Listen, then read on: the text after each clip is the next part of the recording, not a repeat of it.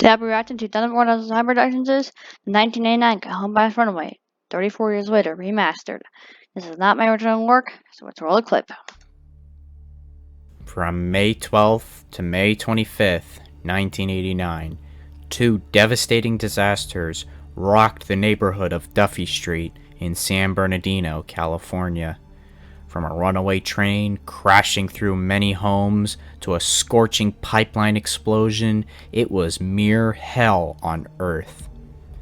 This is the story of both disasters.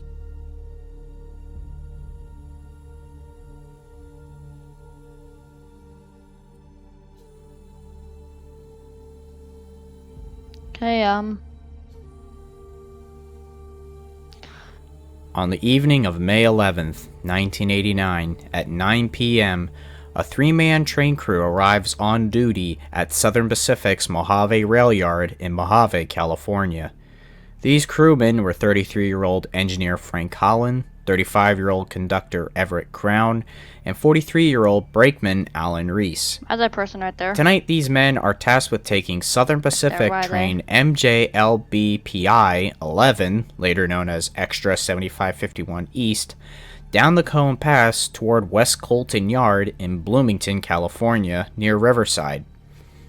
The train originally consists of 3 locomotives, those being a pair of SD45Rs, 7551 and 7549, and SD45T-2, 9340. All 3 engines were hooked up to 69 100-ton open-top hoppers owned by both Southern Pacific and Rio Grande. Thunder, you don't have to tell everyone who owned the hoppers. Personally. All loaded with trona, a sand-like material often used in fertilizer and mined as a primary source of sodium carbonate. There's coin right there. Unfortunately, things were already off to a bad start. First of all, the lead locomotive, 7551, which was the first locomotive on Southern Pacific to sport the Kodachrome livery of the failed merger between I did not know that. That's pretty cool. You learn something every day. You truly do. Southern Pacific and Santa Fe, was dead, and it couldn't start. The crew wasn't told why it died, nor if it was fixable, so they had to borrow an engine out of Mojave Yard to become the new leader. That engine was SD40T-2 8278. However, they kept the symbol as 7551 East, despite 7551 no longer being the leader anymore. Secondly, the assistant chief dispatcher was worried that the 3 operable locomotives would be overwhelmed by the grade at Cajon Pass, so the plan was to have the train meet a set of helpers at Oban that assist them down the grade, coming off a westbound train. Makes sense. According to the paperwork, the train was to have 3 operable locomotives, later 2 more as rear helpers, 69 loads, 0 empties, and an estimated weight tonnage of 4,191 tons. It turned out to be a catastrophic miscalculation, but we'll get to that later. After discussing the paperwork, the crew got on the train, with Frank and Everett in the leader, 8278, and Alan Reese in the 3rd unit, 7549, and off they went, departing Mojave Yard at 12:15 a.m. the next morning.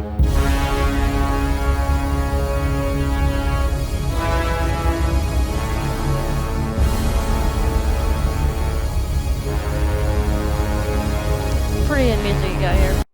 Thunder, you do pretty good for adding good music in your videos. I will give you guys that.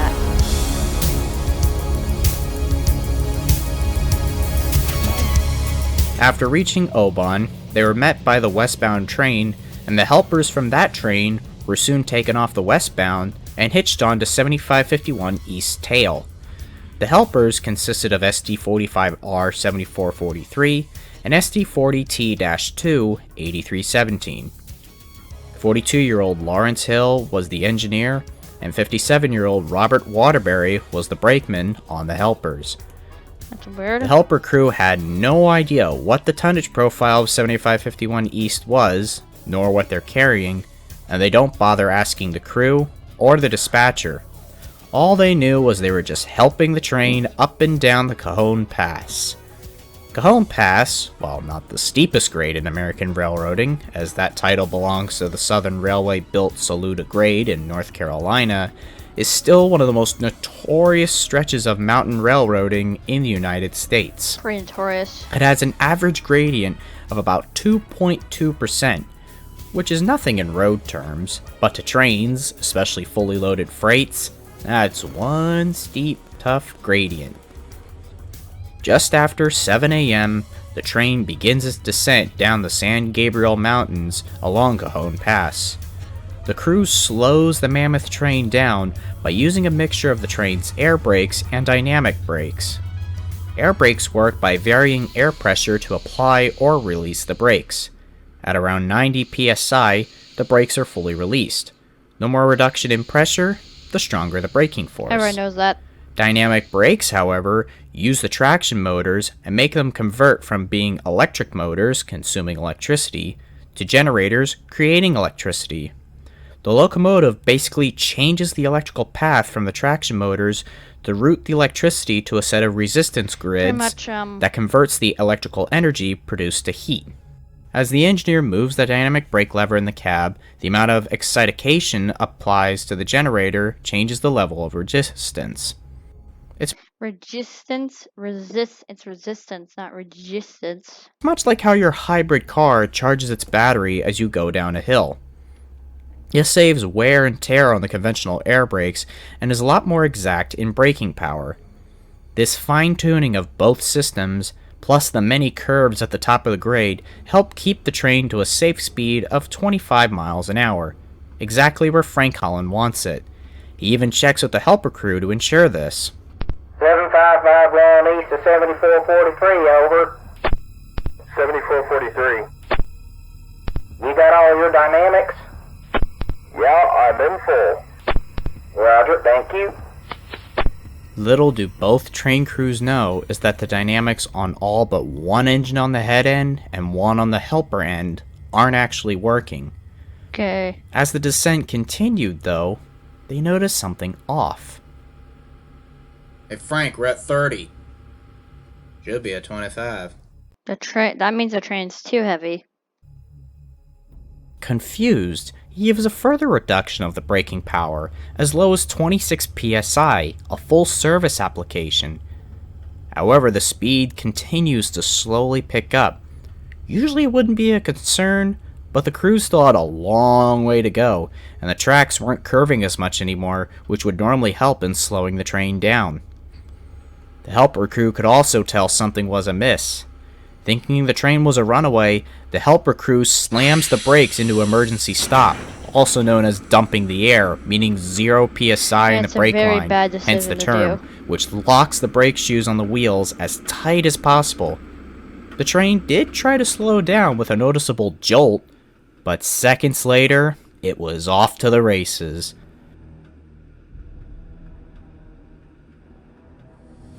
With every second, the train went faster and faster down the mountains. Smoke began to pour from the wheels of the engines and the cars as the grade and weight of the train overwhelmed the brake shoes on the wheels, and they were quickly melting away, getting the wheels as hot as a furnace. Get on the phone! Tell them we got a runaway train! 7551 to West Colton.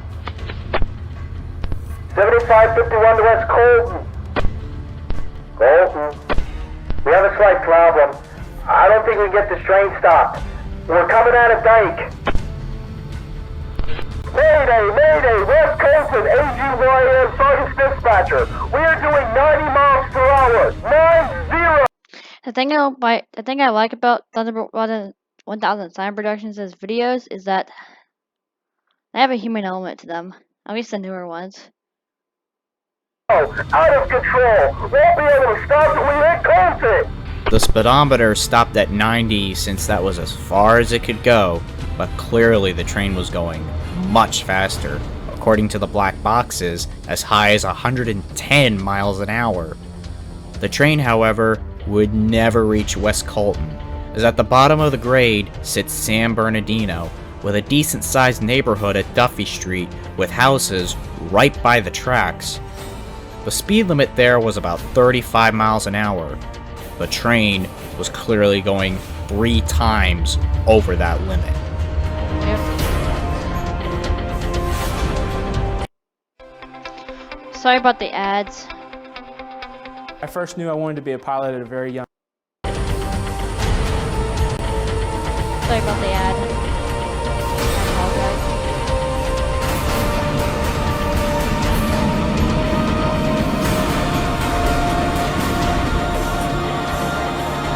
We're gonna die on that curve.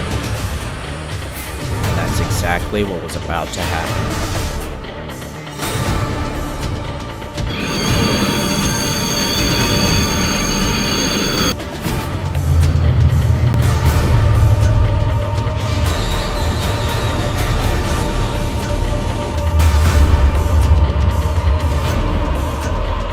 Hang on, here we go.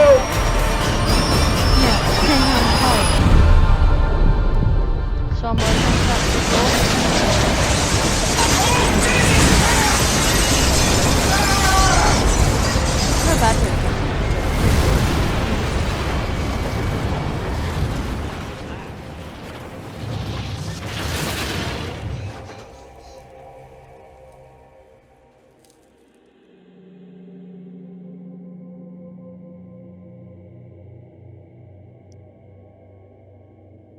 At 7:36 a.m., the train jumps the track, plowing into several houses along Duffy Street.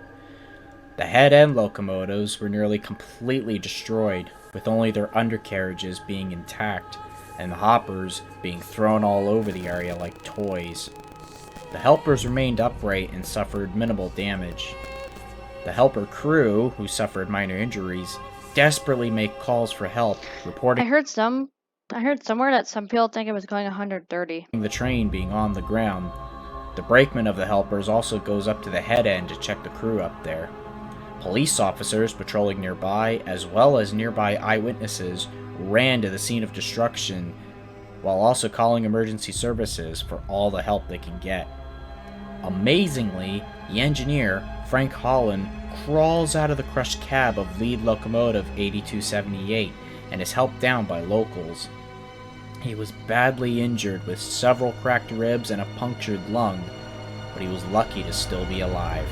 He was very lucky. Very, very lucky. As for conductor Everett Crown and brakeman Alan Reese, both died being crushed to death in 8278 and 7549 respectively.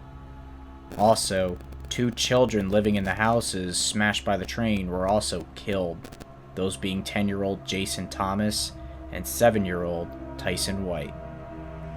Rescuers worked all day and all night looking for survivors, and Southern California Gas Company employees who were nearby also helped by shutting the gas off to houses damaged or destroyed by the train wreckage, with thankfully no fires sparking from any of the houses. Yet. One local, Chris Shaw, was found entombed in what was once his mother's house and had spent nearly the whole day in a makeshift cocoon created by the wreckage until he was finally freed that night, being one of the last victims carried away alive. 7 houses were destroyed in the crash. The wreck killed 4 people and injured another 4 more. Once the rescue operation was completed, work began on recovering the wreckage, and NTSB investigators began their investigation on what could have caused the runaway. After the locomotives and cars were removed, construction vehicles were tasked with cleaning up all the spilled trona. But sadly, the dangers were far from over. Right below the houses, parallel to the tracks, lies the Kalnev pipeline, carrying gasoline for Las Vegas. None of the locals knew about its existence, but inspections confirmed that it was indeed safe, Well, safe for now. as it was buried deep into the ground, so the train didn't even touch it. The train didn't touch it. The train. Mostly everyone felt safe about it for days, apart from a slight odor of gas in the air that was quickly dismissed. That is, until May 25th, 1989. The legendary A10 Warthog Sorry about that arrives in the ad. War Thunder online action game. The sound of a 7-barrel. On that morning, everything Dad. seemed normal, apart from the cleanup of Trona still ongoing, but a peculiar rain showers several homes. What's odd is, it's a clear sunny day, and that there's a very strange odor hanging in the air. Very weird. And then, without warning, a spark. Then it happens.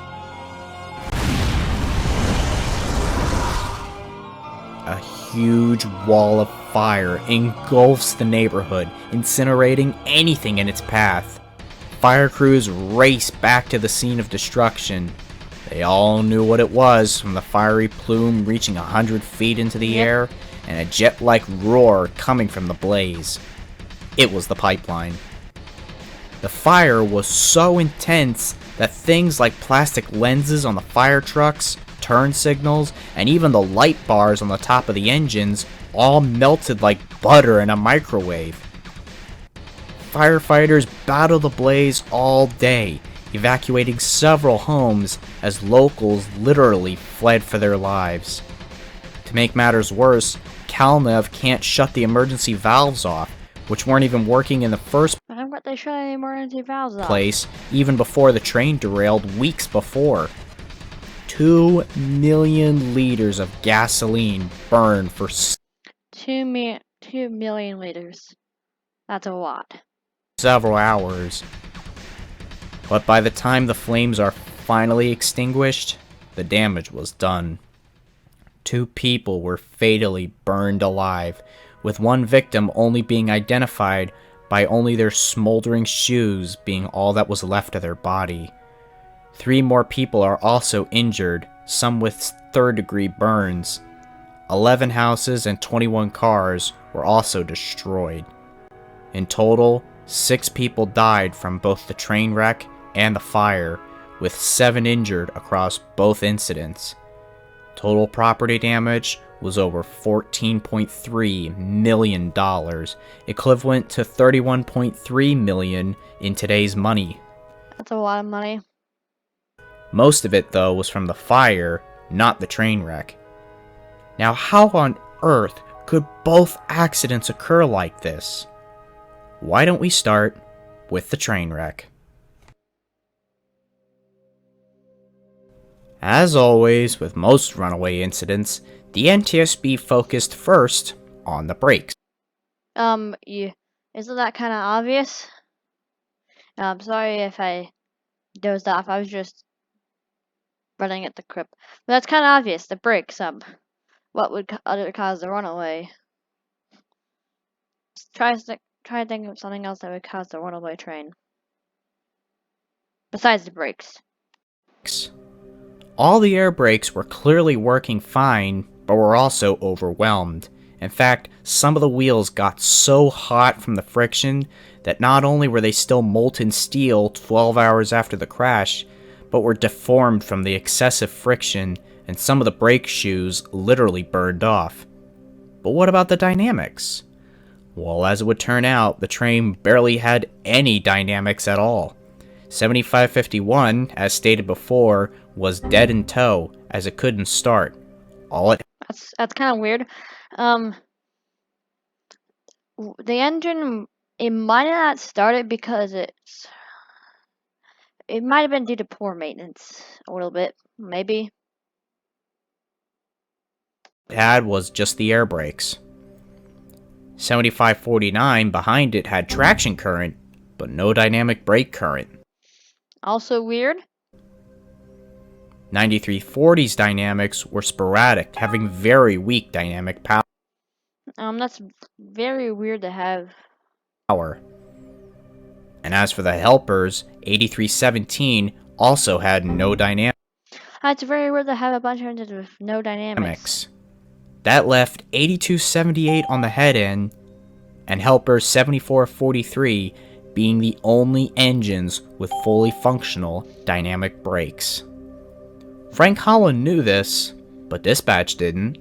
Why the helper crew also lied about the helpers being in full dynamics when one engine had no dynamics at all, remains a mystery. Perhaps because while the Dynamics made their classic whine sound, the helper crew thought they were working as intended. Yeah, that makes sense because one engine's working. One engine's working.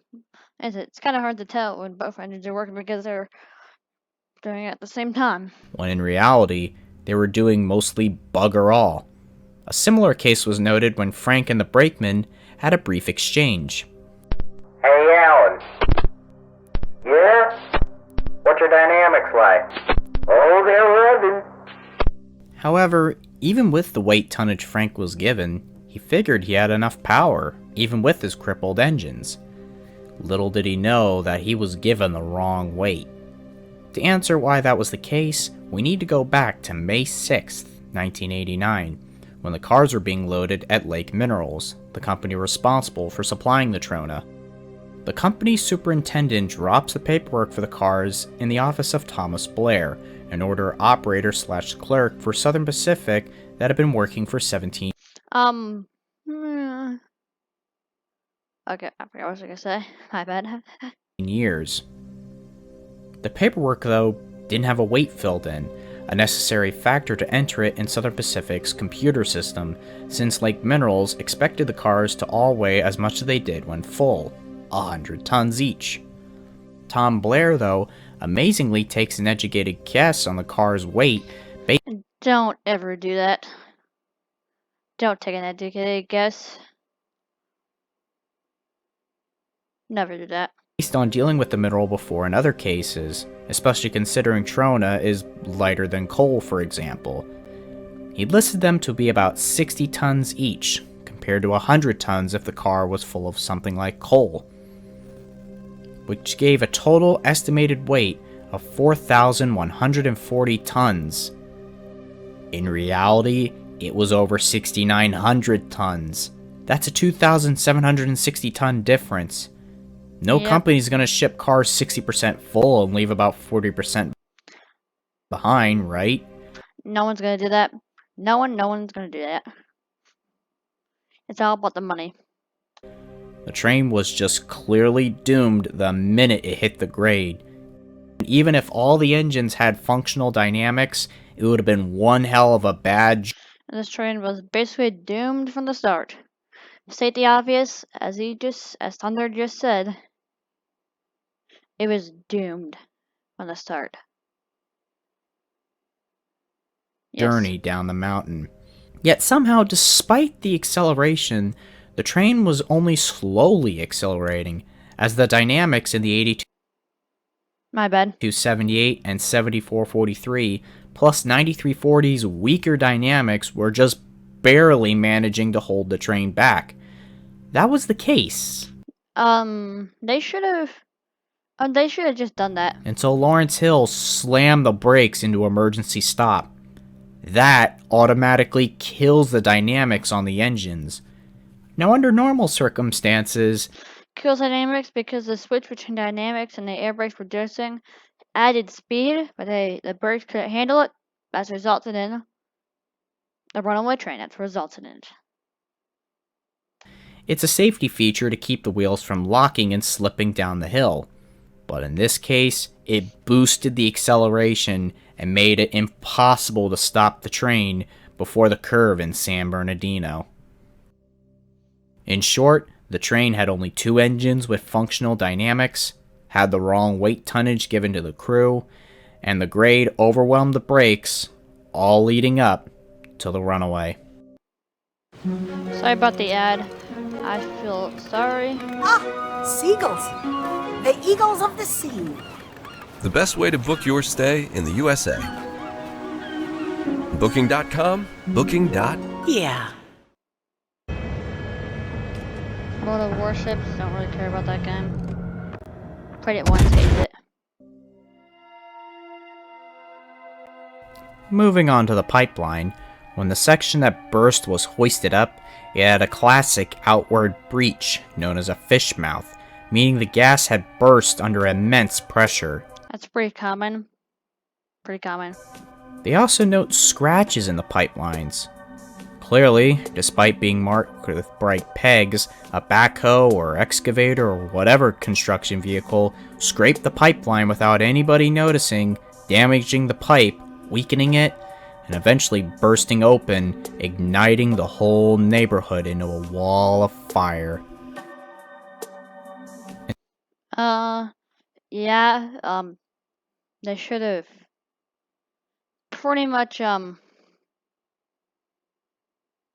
yeah, they should have, been a little bit more careful about the pipe under construction. Inspections of the pipe were clearly not thorough enough during and after the cleanup, as there was immense pressure to get the isolated pipeline back open again after the derailment due to rich snobs in Las Vegas claiming they had cars worth more than the houses of San Bernardino. That's just sad. That's just plain wrong. That's just wrong. You shouldn't, just because you have money doesn't mean you can dictate everything. What a sad, selfish, disgusting, strange world we live in, eh? Yes, we do. Friggin' gamblers. Yes, we do. After the accident, numerous lawsuits were slammed against Calnev and Southern Pacific by the victims and their families, with most being settled out of court. Little comfort for those who lived through such ordeals. The NTSB also reversed its mandate that dynamic brakes be disabled during an emergency application. Now, the rule is not only should all engines have functioning dynamics unless dead in tow. Yeah, that's pretty much obvious now. But should also remain engaged during an emergency application. After all, getting all the braking power you can get in an emergency stop, both dynamic and air, can make a difference. Also, when weighing loaded cars without the exact tonnage, all should be treated as if they're fully loaded, no matter the cargo. For example, if a 100-ton coal car had a random amount of gravel in it, it's automatically assumed to weigh 100 tons. Most railroads now use electronic scales to weigh cars. Yeah, pretty much everyone does that. To their exact tonnage. 3.8 miles per hour. A very slow. It's a very tedious process. Yes, it's very tedious. Tedious process, often done at 5 miles an hour, but it's obviously done to prevent such a terrible runaway from ever happening again. Also nowadays, helper crews are trained to not only make sure their engines have fully functional dynamics in all their engines, but to also ask the train they're helping whenever necessary what their tonnage profile is, and to make them aware of anything from articulated car sets, sensitive loads, and of course, what kind of power they sport. What's your layout going to be then, W9? 43 loads, 166 empties, 12,878 feet. Marker is 74525, over. Okay, no link today. Walk those up conventional. Do you have anything articulated? Roger, 1 articulated. How many engines you guys got today? Still on the head end. That's a pretty good example. Alright. Norfolk Southern was zero function. I had to put it in. As for all the equipment involved, all the locomotives on the head end were destroyed, with their remains being scrapped on site and usable parts being donated to Precision National. Both helper units were repaired and returned to service with Southern Pacific. 8317 was sold to Precision National, then got sold again to Helm Leasing for continued service. It was scrapped by 2013. 7443 was eventually retired by Union Pacific on March 17, 2000, and sold to the National Railway Equipment Company, who rebuilt it with 5-foot 6-inch gauge trucks, reclassified as an SD40-3MP, and sold to Amaris Logistica in Brazil, now not bad for someone who lives in Pennsylvania. Pronunciation? Personally, I don't know any Spanish. numbered as 5313. It is still in service as of 2020. All 69 Who knows? I'm pretty sure every Brazilian crew's like, hey, FYI, this train was in a runaway train. 100-ton hoppers were also scrapped on site. Frank Holland, the engineer of 7551 East, continued his work on the railroad until retiring around 2017. He never went over the Cajon Pass ever again, as psychologically, he just couldn't take it. I can see why. If you were in like a traumatizing experience like that, you could see why. Tom Blair was never charged for this miscalculation and also eventually retired from He should have been charged. Yes, he should have been. railroading in February 2008. It's often said the runaway at Cajon was one of the major nails in the coffin for Southern Pacific. It kind of is. In a way, it might not be, but it kind of is. Yeah, it kind of is. If you think about it, because it's not gonna make your reputation too good if you have a runaway train. Who were already weakened by the failed SPSF merger and competition between Burlington Northern and Union Pacific. Southern Pacific and its parent company, Rio Grande Industries, would both be merged into Union Pacific by 1996. I saw the UP 1989 Heritage Unit before, and I have a video on it. Watch it. I made 2 videos. If you haven't seen it, go and watch it.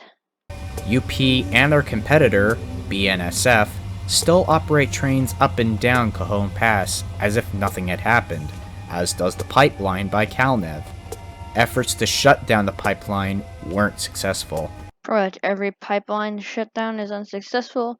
It's usually by environmentalists, but the companies and rich people block it. That's pretty much why. Many families, though, had moved away, and the houses that bordered the tracks were mostly never rebuilt, leaving an ugly scar of land behind. Pretty ugly. There's also no monument here to honor the dead train crew members, nor the locals that died in both the runaway and the pipeline fire. Unfortunately, the runaway in 1989 wouldn't be the last time a train would run away down the Yeah, pretty good. Yeah, there's 3 more. grade, as 2 more runaway accidents would occur on the grade, one in 1994 and another in 1996. However, these are different stories. That's a good. Thank you, ads. Really? Hello everyone, Thunderbolt. Okay. That's my reaction. Hope you enjoyed it. And I'll see you next time.